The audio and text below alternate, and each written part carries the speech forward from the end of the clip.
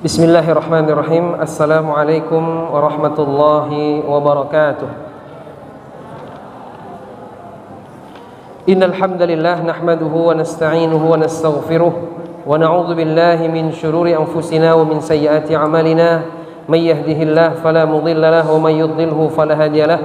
Asyhadu an la ilaha illallah wahdahu la syarika lah wa asyhadu anna Muhammadan 'abduhu wa rasuluh. La nabiyya wa la rasula ba'da, amma ba'd.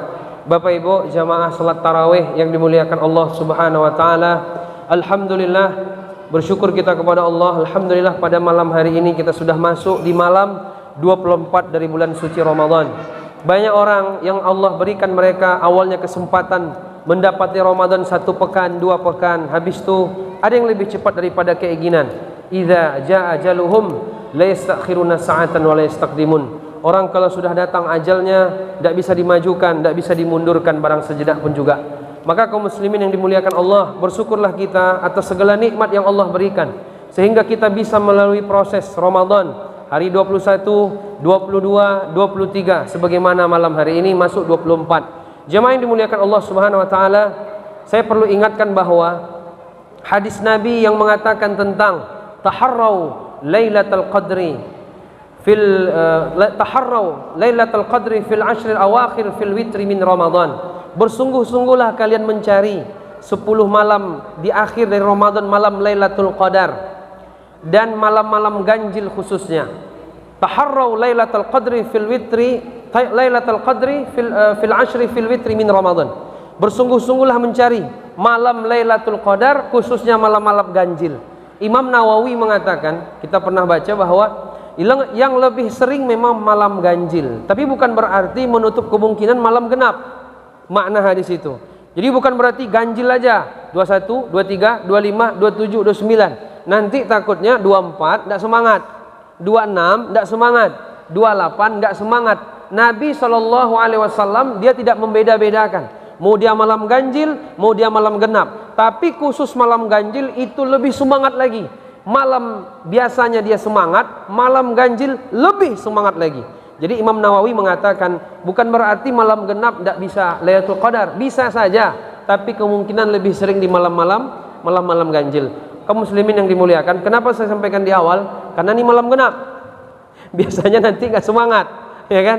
Tapi tetap kita semangat. Karena di 10 terakhir, disitulah Allah akan turunkan malam Lailatul Qadar. Dan inti Ramadan itu 10 terakhir jemaah. Kalau 10 pertama santai aja, 10 kedua agak semangat dikit, 10 ketiga makin semangat. Begitulah para salafus saleh dulunya. Contohnya Imam Qatadah. Imam Qatadah di luar Ramadan dia mengkhatamkan Quran 7 hari sekali. Kalau sudah masuk bulan Ramadan, tanggal 1 sampai tanggal 20, Imam Qatadah mengkhatamkan Quran setiap 3 hari sekali.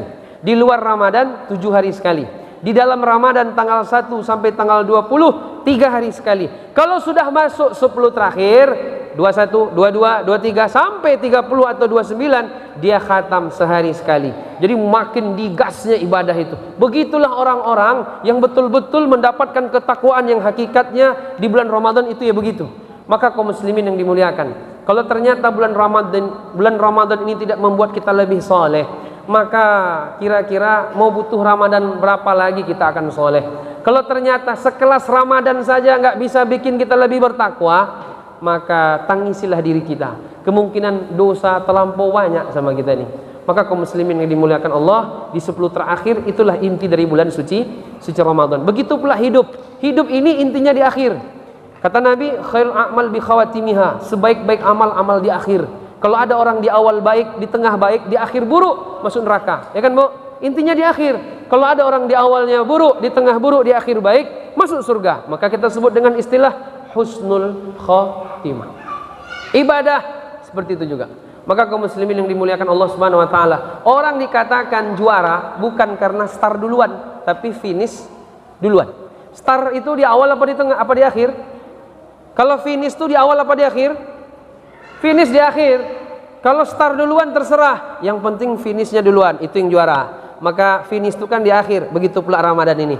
Maka jemaah yang dimuliakan Allah Subhanahu wa taala, kenapa kata para ulama hikmah Lailatul Qadar dikasih 10 terakhir? Di antara hikmahnya salah satunya adalah Karena kata para ulama, kalau dikasih Lailatul Qadar di awal itu masih bercampur iman yang original sama iman yang KW10. Jadi tunggu orang ini keluar semua dulu. Keluar. Udah keluar semua, tinggallah veteran-veteran lagi.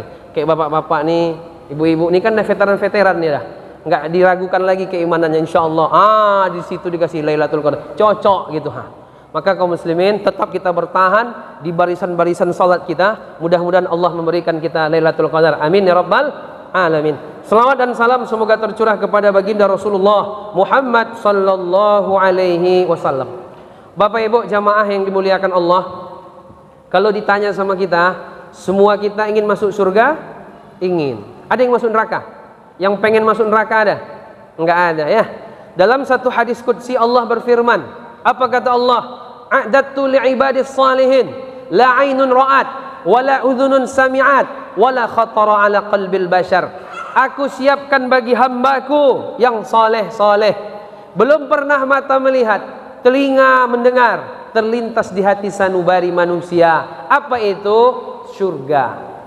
Dalam Quran, setiap kita baca Quran, itu setiap 3 atau 2 lembar mesti ketemu kalimat surga, jannah. Kata para ulama, dalam Quran disebutkan kata-kata surga 120 kali. Salah satu contohnya Allah mengatakan, wasari'u ila maghfiratin min rabbikum wa jannatin arduhas samawati wal ard uiddat lil muttaqin. Nama ustaznya muttaqin pula ini, pas ya kan. Allah mengatakan, aku sediakan, Allah katakan, bersegeralah kalian kepada menuju ampunan Tuhan kalian, yang mana Allah sudah menyiapkan surga yang luasnya seluas langit dan bumi. Kata para ulama, luasnya aja langit bumi, apalagi panjangnya, itulah surga. Kepada siapa Allah siapkan? Untuk orang-orang yang bertakwa. Jadi Bapak Ibu, kita ini ingin masuk surga semua.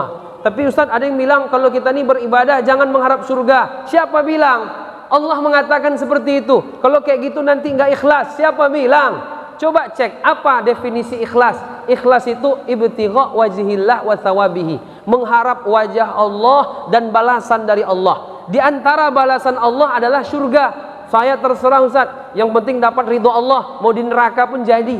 Mana ada orang di neraka dapat ridho Allah? Justru dapat murka Allah masuk neraka, dapat ridho Allah dia masuk surga. Maka kaum muslimin yang dimuliakan Allah, betapa nikmatnya surga.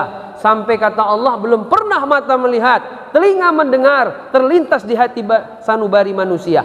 Maka dalam satu riwayat Nabi pernah menceritakan jemaah, ketika Allah menciptakan surga, Allah memanggil malaikat Jibril.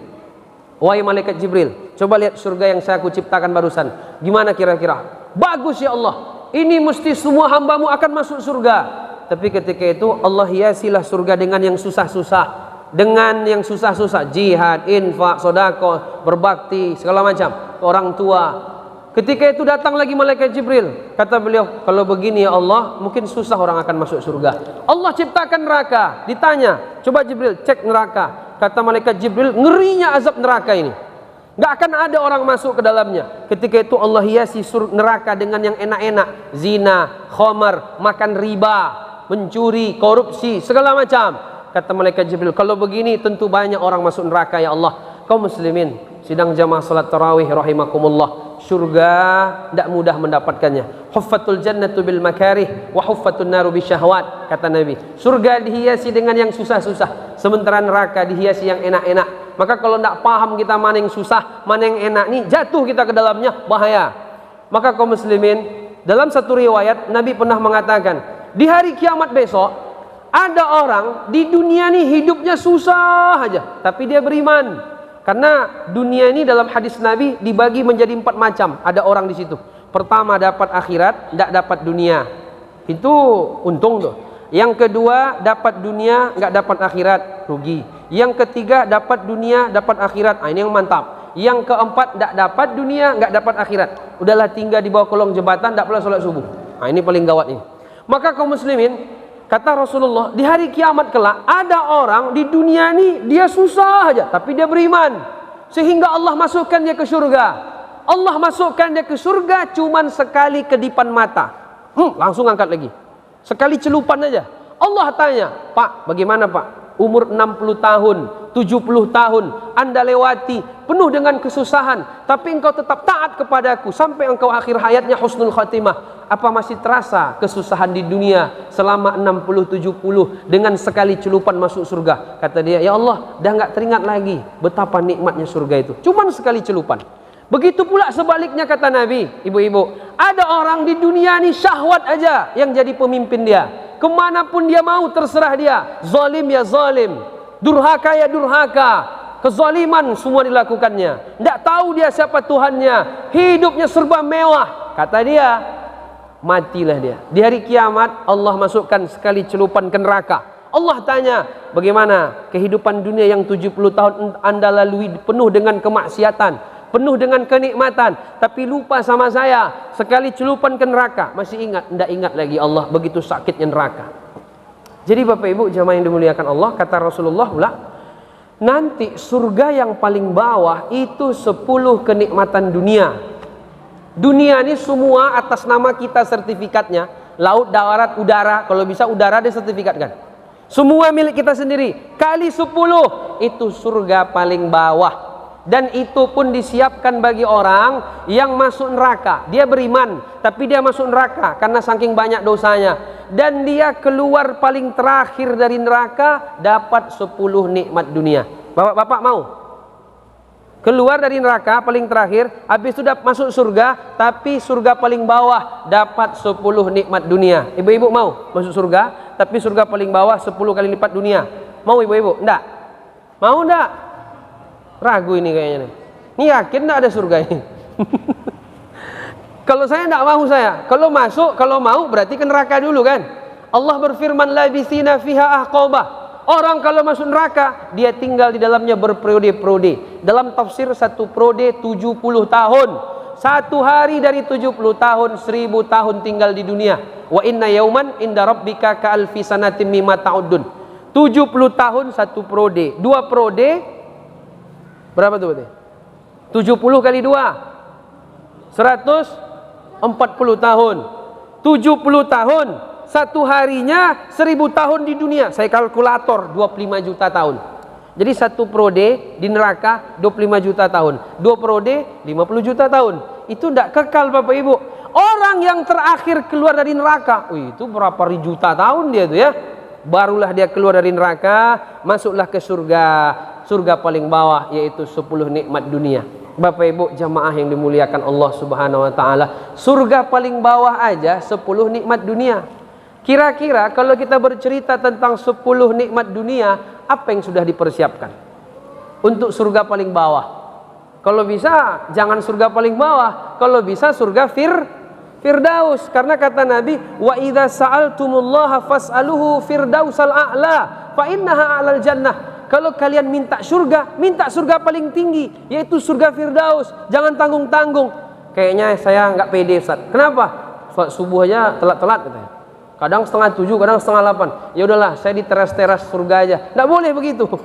Minta surga paling tinggi. Ada syair, ilahi lastulil firdausi ahla wala aqwa 'alan naril jahim. Ilahi lastulil firdausil ahla. Ya Allah, kayaknya aku tidak layak masuk surga Firdaus, tapi saya pun tidak pula kuat masuk neraka. Mau kemana dia sebenarnya? Ini kalau sekedar syair dibolehkan. Ya Allah, aku tidak layak masuk surga Firdaus, tapi aku juga tidak siap masuk nerakamu. Lalu dia mau kemana? Ke surga enggak? Ke neraka juga enggak? Dia cuma 2 dia, surga neraka, dah gitu aja. Kalau sekedar syair boleh, tapi kalau doa nggak boleh begitu. Ya Allah, kayak nampaknya saya ini ke neraka agak-agak 2 bulan. Nggak bisa begitu. Dosa saya banyak kali. Minta aja surga Firdaus, tapi sambil memperbaiki amal. Ini jangan pula tiap hari Firdaus, sampailah Bapak Firdaus namanya. Tapi ternyata sholat subuh 7:30. Nah, ini tentu ya dicocok-cocokkan aja lah permintaan sama kapasitas kita. Jadi Bapak Ibu terus perbaikan. Makin umur bertambah makin baik, umur makin hari makin berkurang, tapi amal makin hari makin bertambah. Jadi jamaah, surga paling bawah saja 10 nikmat dunia. Apa yang sudah disiapkan untuk surga? Kita saja persiapan untuk sebulan 5 juta, itu SD-nya 6 tahun tuh, SMP-nya 3 tahun, SMA-nya 3 tahun, 12 tahun, S1-nya 4 tahun, 16 tahun, S2-nya 2 tahun, 18 tahun, S3-nya 5 tahun, 23 tahun. Terakhir cuma 7 juta sebulan, 60 tahun pensiun mati. Untuk surga apa? Nggak adil kan? Anak-anak kita itu ada yang disiapkan untuk mengharap surga? Kayaknya enggak, cuma cari makan. Pergi pagi pulang petang, pergi pagi pulang petang, cari makan. Bapak kemana? Cari makan. Ibu kemana? Untuk makan. Masuk rumah sakit, dicek penyakit mah, belum makan. Kata dokter, ini jarang makan ini katanya. Padahal katanya cari makan, ya kan? Kena penyakit mah, kenapa? Ini enggak makan ini katanya kan. Bapak Ibu jemaah, apa yang mau dicari di dunia ini? Manusia ini aneh ya kan? Aneh kita nih Bapak Ibu. Paling aneh, cari makan, cari makan, cari makan. Sekarang nih paling banyak orang kena penyakit mah. Padahal katanya cari makan. Orang penyakit mah biasanya jarang makan. Sebenarnya bukan jarang makan. Faktor nomor 1 pikiran. Nah itu. Bapak Ibu jamaah yang dimuliakan Allah Subhanahu wa taala. Jadi ceramah kita malam ini sebenarnya adalah jalan pintas menuju surga. Ini mukodimah baru. Lanjut apa sampai sini aja? Nanti tarawih lambat pula. Biasanya ceramah ini 20 menit saya cuman. Kalau ceramah tarawih nih Bu, 20 menit biasanya. Selewat 20 menit jamaah ninggalin kita. Tidur. Belum tarawih lagi nanti. Bapak Ibu, gini aja ya. Ada beberapa amalannya sedikit tapi pahalanya besar.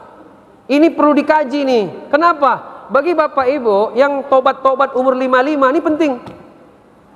Ini Bapak-bapak ini kalau disurvei ke masjid umur berapa ini? Ini didongkrak pakai Lailatul Qadar ini. Jangan bubar nanti ya, itikaf kita di sini. Awas kalau pulang. Ini bagi jamaah yang sadar taubat, hidup untuk menuju mati, untuk masuk, untuk ibadah, masuk kubur biar selamat dari pentungan malaikat mungkar nakir. Ke masjid lah dia kan. Itu rata-rata orang 55, 58, 3 bulan menjelang pensiun, ya kan? Kenapa nggak dari dulu? Nah, itulah Ustaz, dulu gitu pula, sekarang gini pula kata dia. Itu pula ilmunya, sekarang lain pula ilmunya kita kan. Jadi ini kan melalaikan waktu muda namanya. Makanya ditanya masa muda besok di hari kiamat. Karena masa muda masa paling efektif belajar agama, masa paling efektif untuk banyak ibadah. Kalau sudah tua lutut menggigil. Coba kita tes 1 malam 1 juz siap di masjid Kamang Baru nih. Bubar jamaah 1 juz ini kayaknya. Coba anak muda kuat, anak muda ndak hadir sama aja. Karena anak muda belum sadar fisiknya kuat. Anak tua dia sadar fisik lemah. Makanya kalau bisa dua-duanya harus dipadukan. Bapak Ibu jemaah yang dimuliakan Allah Subhanahu wa taala, maka harus dicari amalan-amalan pendongkrak yang masa lalu lalai, dicari sekarang nih. Salah satunya Lailatul Qadar. 83 tahun, 4 bulan ibadah full ditimbang dengan 1 malam dapat Lailatul Qadar. 1 malam nih lebih besar pahalanya daripada 83 tahun beribadah. Sementara Bapak Ibu biasanya kan 65 meninggal biasanya kan, enggak sampai 83 tahun. Nah, jamaah yang dimuliakan, yang pertama memberikan manfaat kepada orang lain. Memberikan manfaat sebanyak mungkin kepada orang lain. Hadis Nabi, kata Nabi apa? Wali an amshi ma'a akhi ahabbu ilayya min an a'takifa fi hadzal masjid. Kita kalau ceramah nih Bapak Ibu, kalau jamaah nih jauh-jauh, ibarat sinyal wifi, jauh dia, susah dia. Ini sumbernya nih kan, jauh dia. Tapi nggak apa-apa lah, malam nih boleh lah. Sana di berapa meter, nggak apa-apa. Bapak Ibu jamaah yang dimuliakan, kata Nabi, saya pergi dengan saudara saya menyelesaikan urusannya, itu lebih baik daripada iktikaf di Masjid Nabawi 1 bulan. Bapak-bapak, ibu-ibu pernah sholat di Masjid Nabawi? Kami sholat di Masjid Agung cuma Al-Madani. Oh, mirip-mirip juga deh kan. Masjid Madinah, Masjid Nabawi, Madinah Munawwarah, Masjid Agung Madani, mirip-mirip kayaknya. Kata Nabi, siapa yang sholat di Masjid Nabawi itu dilipat gandakan 1000 kali lipat dibanding masjid lain, ya kan? Di Masjidil Haram 100.000, Masjid Nabawi 1000, Palestina Al-Aqsa 500. Makanya aneh sekali kalau ada jamaah umroh malas-malasan sholat ke masjid. Dia maunya sholat di hotel aja deh. Kalau Masjidil Haram mungkin masih masuk lah itu. Tapi kalau yang di hotel-hotel Masjid Nabawi, di Masjid Nabawi itu aja. Makanya sangat disayangkan tidak memaksimalkan ibadah. Kata Nabi, siapa saya pergi dengan saudara saya menyelesaikan urusannya, entah istrinya sakit, entah anaknya sakit, dia tetangga kita tidak punya kendaraan, tengah malam kita punya mobil, kita antarkan ke rumah sakit, modal-modal minyak PP 100.000, itu lebih baik daripada iktikaf di Masjid Nabawi 1 bulan. Hadis sahih Imam Muslim. Jadi jamaah yang dimuliakan, salat di Masjid Nabawi 1 kali aja 100.000 kali lipat. Salat waktu yang 5 waktu aja udah 5.000. Dikali 1 bulan 150.000. Belum yang salat sunnahnya lagi. Belum lagi iktikaf, kata Nabi, iktikaf di Masjid Nabawi 1 bulan. 1 bulan iktikaf itu mesti dilipat gandakan. Belum kebaikan-kebaikan tilawah Quran ketika iktikaf, itu dilipat gandakan. Itu semua 1 bulan ditimbang di satu timbangan. Dengan ditimbang, kita pergi menyelesaikan urusan saudara kita, itu lebih baik daripada iktikaf di Masjid Nabawi. Tapi kita kan beda. Kita kalau bisa orang yang cari kita agar kita dibantu sama dia. Kalau Islam tidak, mengajarkan kita mencari orang siapa yang kita bantu. Begitu. Makanya kata para ulama, kun nahran wala takun bi'ran. Jadilah kalian sungai, jangan jadi sumur. Begitu, Ustaz. Kalau kita jadi sungai itu bebas. Kalau mandi pakai gayung oke. Apalagi Pak? Pakai terjun bebas oke. Kalau sungai orang siapapun datang boleh. Beda sama sumur. Kalau sumur yang make cuman satu keluarga, kecuali sumur bor, ya kan, rame-rame tuh. Apalagi tetangga nggak ada air. Kalau ngambil pakai ember, kalau mandi cuman keluarga itu saja, kemudian tidak semua orang bisa ke situ dan cuman mandi saja. Kalau sungai bisa semua, mandi bisa, buang-buang bisa juga. Jadi begitulah dermawannya sungai. Nah gitu.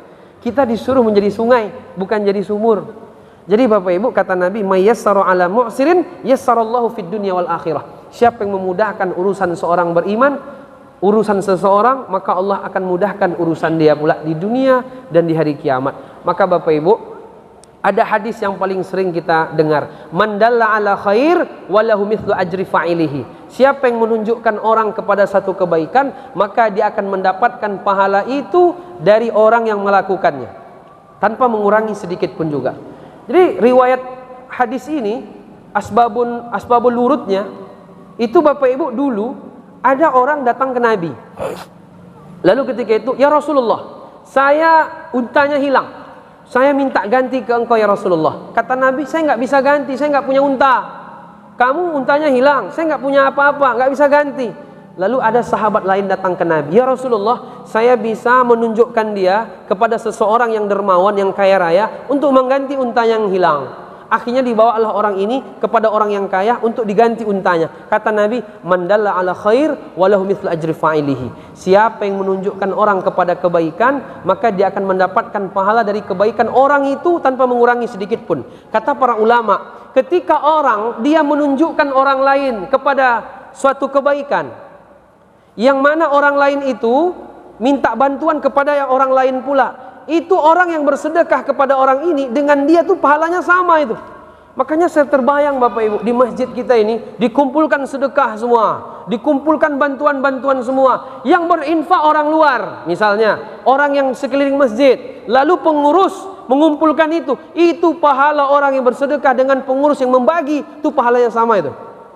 Makanya Bapak Ibu, kalau kita nggak bisa mengeluarkan harta kita membantu orang, paling tidak kita menunjukkan orang yang membutuhkan kepada orang yang bisa membantu dia, itu pahalanya sama. Man dalla 'al khair walau mithlu ajri fa'ilihi. Maka Nabi SAW mengatakan dalam hadisnya, "Khairun nas anfa'uhum linnas."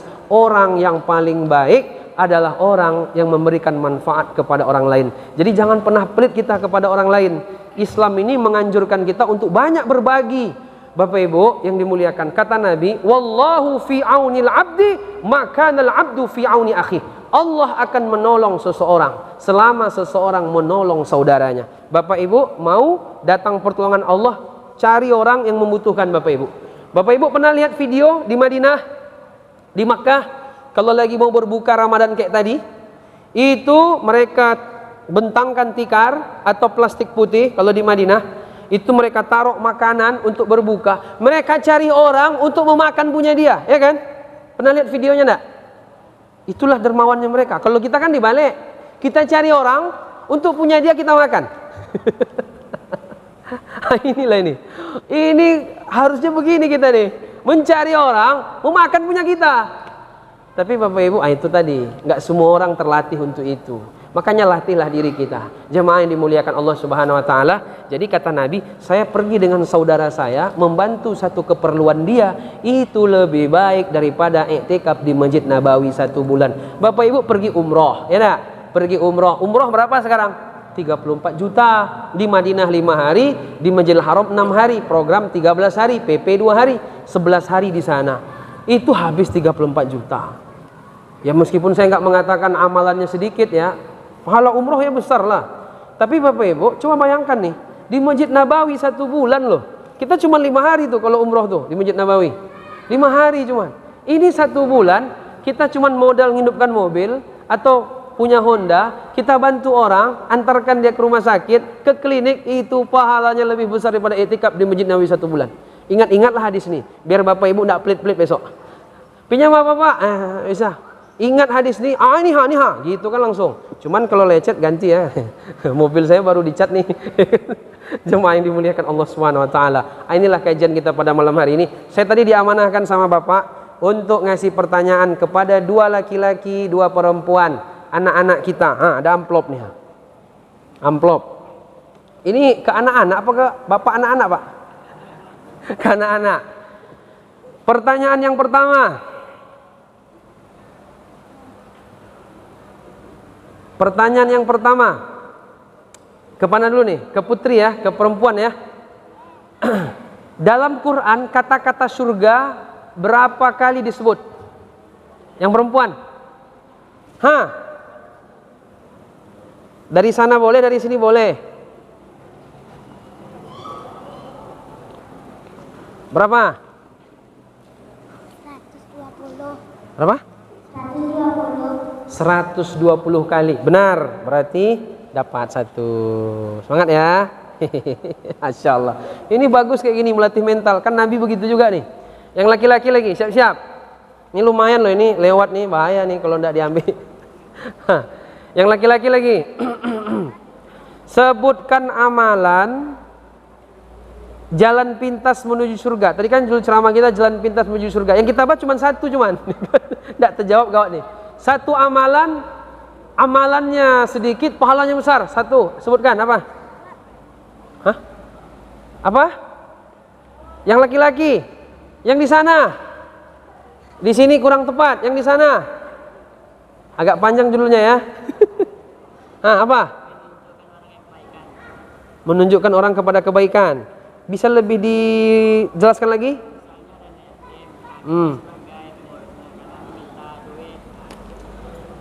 Membantu saudara seiman ya. Oke, masa dapat 1. Mantap. Ini kelas berapa nih?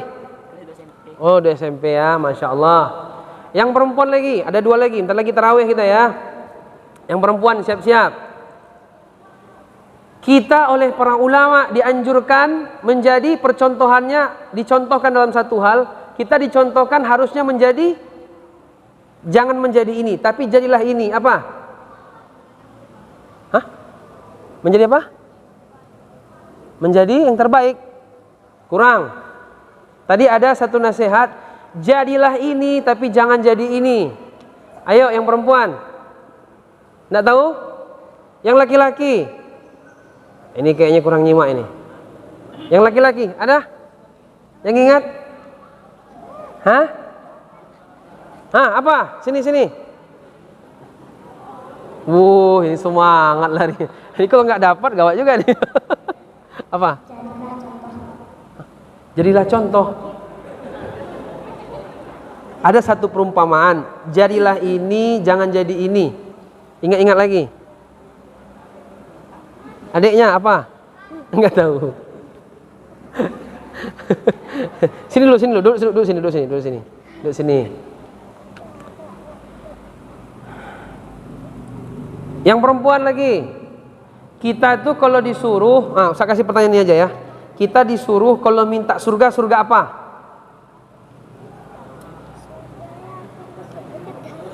Apa? Surga Firdaus. Pas, dapat. Dia kalau udah lari wajib dapat. Terakhir yang perempuan lagi ya, disuruh surga Firdaus. Pas itu. Kita disuruh jadi sungai, jangan jadi sumur. Tadi gitu ya. Kun nahron wala takun bi'ron. Jadilah sungai, jangan jadi sumur. Ini yang di mukaddimah nih, yang perempuan. Jadi disebutkan bahwa pahala Lailatul Qadar itu sebutkan berapa keagungannya. Perumpamaan keagungannya itu bagaimana? Ada yang bisa menjelaskan?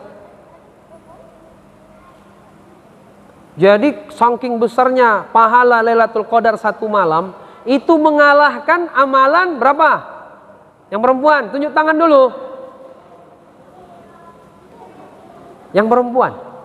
Coba tuh, tunjuk tangan tuh. Sini, siapa? Berapa? Jadi amalan satu malam Lailatul Qadar itu bisa mengalahkan amalan mana? Mana? Cuma turun dulu. Siapa? Yang merah. Berapa? Mengalahkan berapa?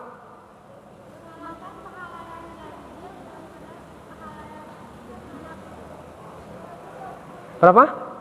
Yang ini, yang hitam, apa?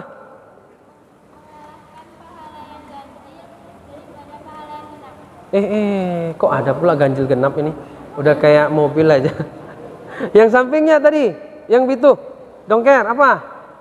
Satu malam itu mengalahkan pahala selama 83. Yang putri terakhir. Surga paling bawah. Surga paling bawah itu levelnya seberapa? Yang hijau. 10 kali lipat kenikmatan dunia. Pas, mantap. Oke. Jadi surga paling bawah itu 10 kali lipat kenikmatan dunia. Terakhir ya, selesai. Oke, alhamdulillah amanah sudah ditunaikan. Bapak Ibu yang dimuliakan Allah Subhanahu wa taala, ini sangat bagus ya. Ini melatih anak-anak kita untuk maju ke depan dan mereka konsentrasi. Ini anak-anaknya dapat ini. Kalau ditanya ibu-ibu bapak-bapaknya mungkin lebih dapat lagi. Tanya tanda. Wallahu a'lam bishawab. Cukup sekian. Wabillahi taufik wal hidayah. Assalamualaikum warahmatullahi wabarakatuh.